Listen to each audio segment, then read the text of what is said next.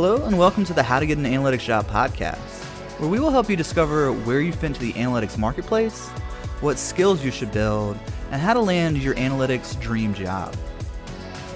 I'm John David, analytics agency owner and educator.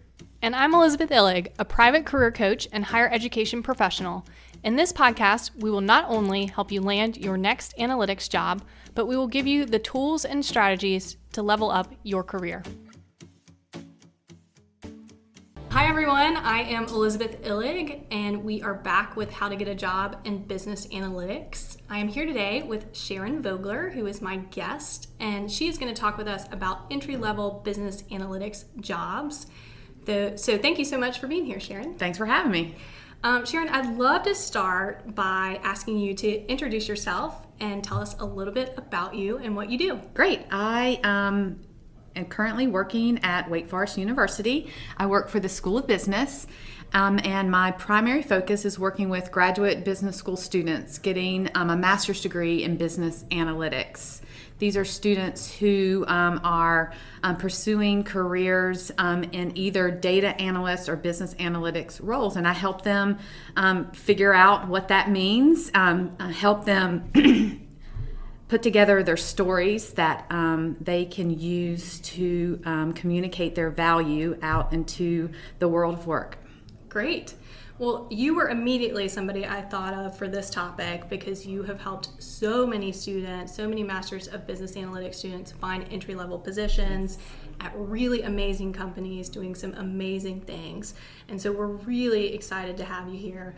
I want to dive in with our first question, which is, what are some common entry-level business analytics jobs and how would you describe those jobs? Great. So the one thing that I want to clarify before I dive into jobs in business analytics is that you see a lot out there that have analysts in the title, and different companies will define analytics roles very differently, but we like to think that business analytics roles tend to be more client-facing, a little less technical than data analyst roles. Data analyst roles tend to move more into data science and more hard skill-based positions.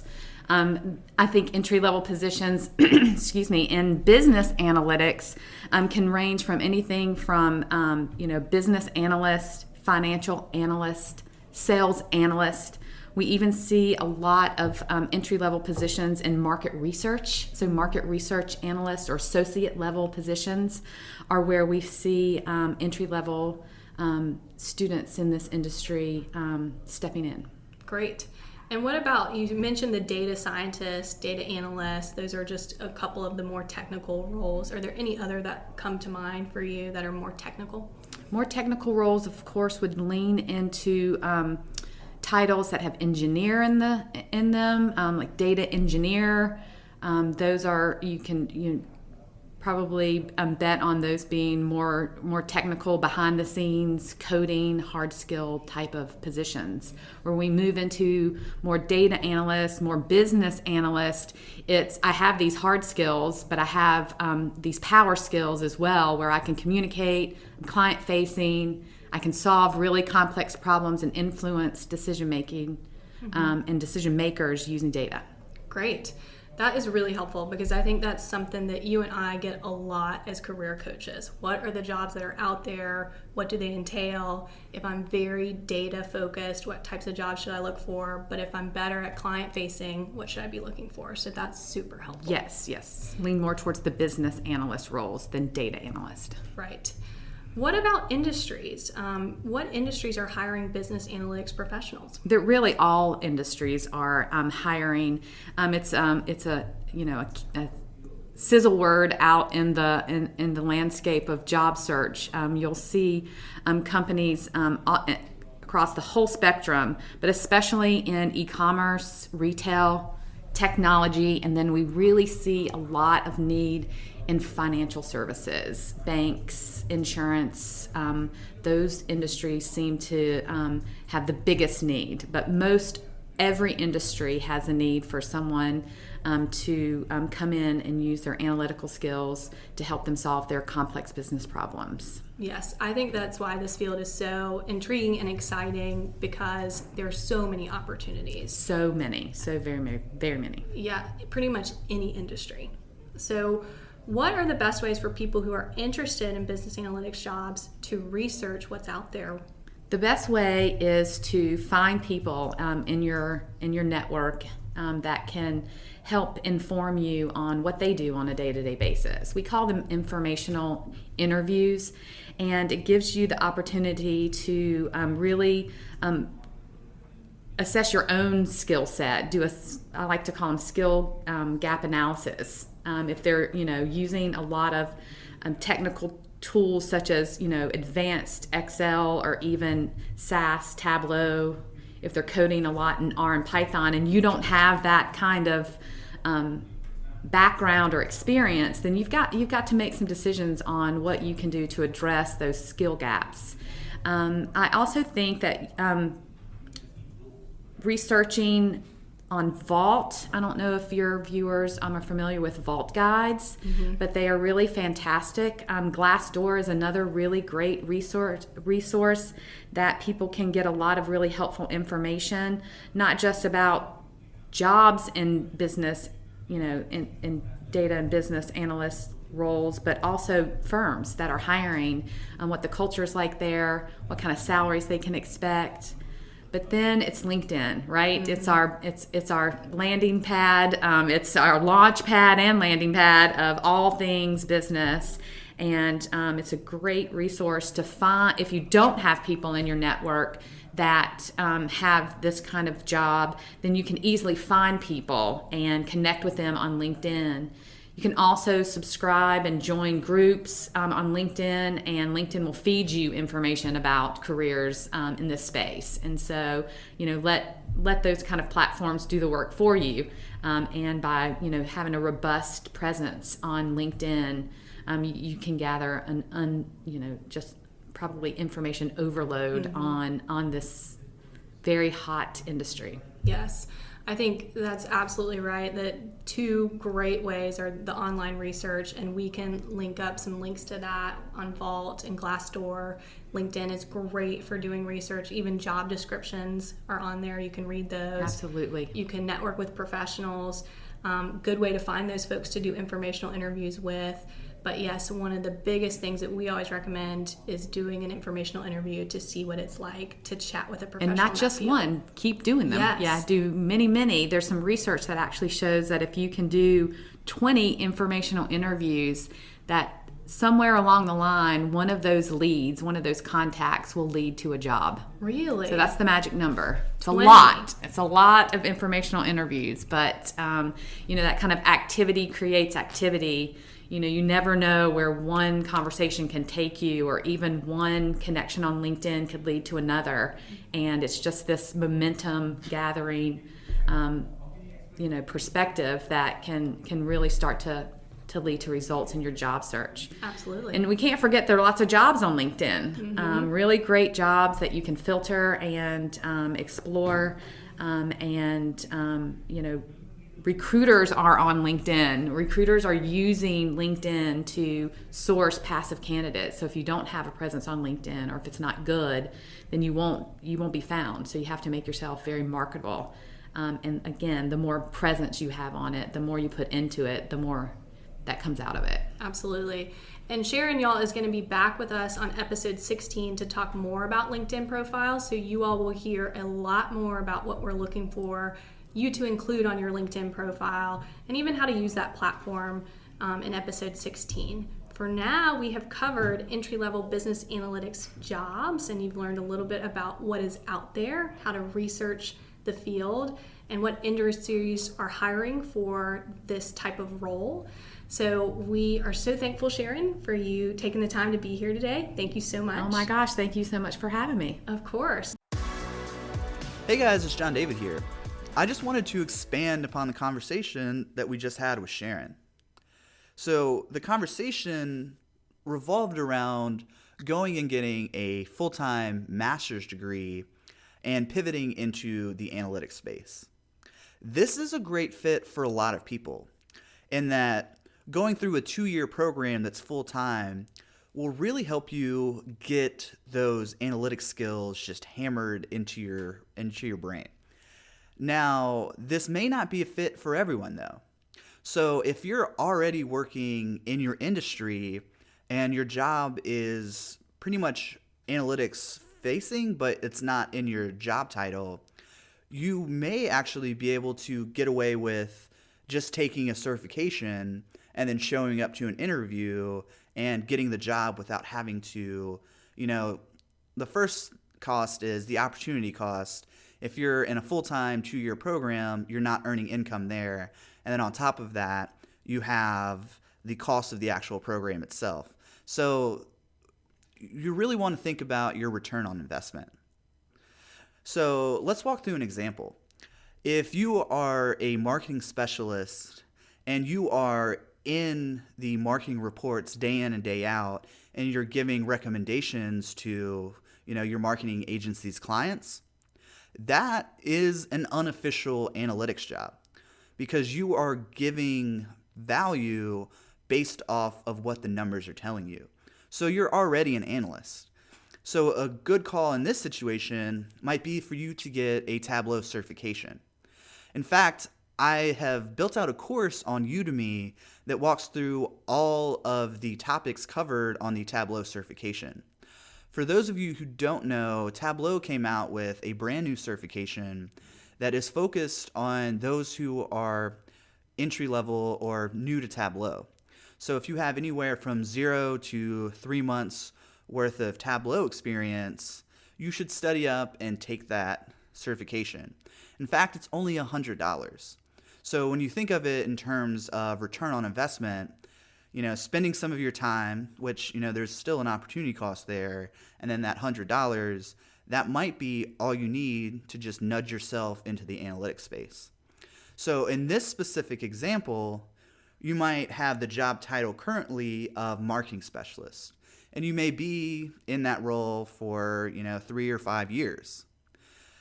The thing here is that you have a wonderful exposure to analytics and you're actually functioning as an analyst. It may be one of many hats that you wear, but you're still an analyst nonetheless. So coupling that with some analytics hard skills, and by the way, I really think that data visualization is the lowest hanging juicy fruit for you to pivot into the analytics space, and that there's a huge demand for it and it's an emerging trend. So you can very quickly, theoretically within 3 months, transition from a marketing specialist into a marketing analyst role. Another really big opportunity that I see are companies that are in the medium to small size bracket. So if you're thinking of analytics, I think most people kind of gravitate towards, I want to become an analyst at Facebook or Amazon or, one of those big tech companies. Well, what's going on there is that they have analytics teams and, it's really hard to get those jobs and they're very competitive because they're really high in demand, but also they require some really advanced analytics chops. In this much smaller market, if you have basic knowledge of Excel and even, exposure to data visualization, you could have a huge impact. So, for example, my first client was a manufacturer that's doing about $150 million in sales through Lowe's. And I came in and within 3 months built them out an analytics infrastructure that scaled up the analysis they were doing by a magnitude of 17 times. So before I came in, they were manually doing reports in Excel to prepare themselves for line reviews. What I did was I convinced them to sign up for a Tableau license and then connected their Excel data sources into Tableau. And all they have to do is refresh, and now they can see all 17 of their assortments versus just one of their assortments that's done by hand. So this is a really low-hanging juicy fruit as well, in that this smaller to medium market is just starving for any amount of analytics talent. Now, the job titles in this space aren't going to be as specific. So they might just be business analyst. And this is a great keyword for you to target in your job search, especially if you're looking to transition into the analytics space. And here, you're basically going to be the whole analytics department. And don't worry, it's not as intimidating as it sounds. These companies are just rife with opportunity. So you can come in and have a huge impact on these organizations with just some basic level of knowledge. So, and in that situation, you can start with just helping them make sense of their Excel data, and then over time transition them into a reporting infrastructure like Tableau or Power BI. And this is a really big opportunity. So the titles here would be, business analyst or systems analyst or even data analyst. And they're not going to be super descriptive in their job posting because a lot of times in this specific situation, they don't really know what they want or what they need. So they understand that there is an opportunity there, but they're looking for someone who has some analytics experience and chops to come in and really make a big impact. I actually like working in this space because I can see what's going on. When I was interning with a much larger company, it just felt like a drop in the ocean. So I would do some analysis and then it would get sent up to my manager, and then my manager might send it to his manager. But I didn't feel like I was making huge impacts. In this medium and small market, you could have an analytics project that helps them grow by 10%. And for me, that feels really good. I love being in this space. Sharon also mentioned LinkedIn as a resource, and I absolutely agree with her that LinkedIn is a fantastic resource for you to find job postings and also connect with people who are kind of like a vector force. So what I mean by a vector force is these are people who you can connect with. They're one point of contact that can connect you with a whole stream of individuals. So I happen to kind of be moving into that space. So this summer, I was actually flown out to Santa Barbara and I recorded 6 courses for LinkedIn. And I'm hoping in 2020 that I'm going to break 100,000 students on the LinkedIn learning platform. I've had 2 of my courses published already, and in the past 5 weeks, I've had about 5,000 students take my courses. So LinkedIn is an interesting entity in this space in that they're kind of moving more towards a social media platform. And there are people like myself who are kind of positioned as connectors. I have hiring managers reaching out to me on a weekly basis looking for analytics talent. So one strategy would be follow me on LinkedIn and just check periodically of my post or on my posts just to see if any of the job postings that are kind of coming into my orbit might be of interest to you. There are also people who are even more well established on LinkedIn than me. For example, there's a lady by the name of Katie Stretchney, who she's one of LinkedIn's top voices in the analytics space, and she does a series called Dedicated, where she helps people broaden their analytics skills and experience through challenges, but she's also published her own job board. So she's a few years ahead of me as far as becoming an influencer on LinkedIn, and she's probably got, 5 or 10 times as many hiring managers reaching out to her looking to fill positions. So go ahead, I would follow her as well, and then also just get on LinkedIn and search for analytics. You may find some people that are kind of reverberating in a way that really resonates with you. I would go ahead and follow them. Not only will they help you build skills, but they'll also help you build connections. And who knows, maybe the right opportunity will come your way. I've actually got a really interesting story to tell related to getting plugged in with the right people. about 2 weeks ago, I met a young gentleman by the name of Chris, and surprisingly enough, he lives in my apartment complex. And we were at a dinner party, and I was telling him that I got my master's, an MBA with a concentration in analytics.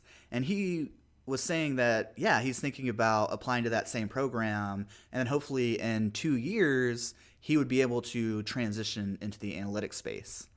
And I actually told him, look, you may not have to go through a full 2-year program. In fact, we're looking for someone to work with on our podcast so that we can walk through the entire process of assessing your value, finding where you fit into the analytics space, revising your resume, and then interviewing.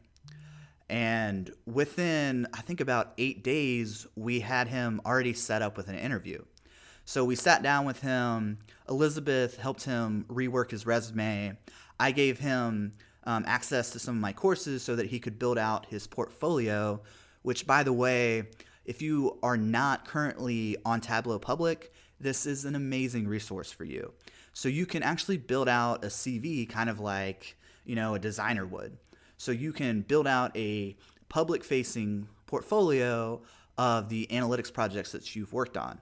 So within a week, he had his resume revised. We also sat him down and kind of walked through his experience, and we pulled out that, he's actually got some analytics experience built into some of the job roles that he's had in the past.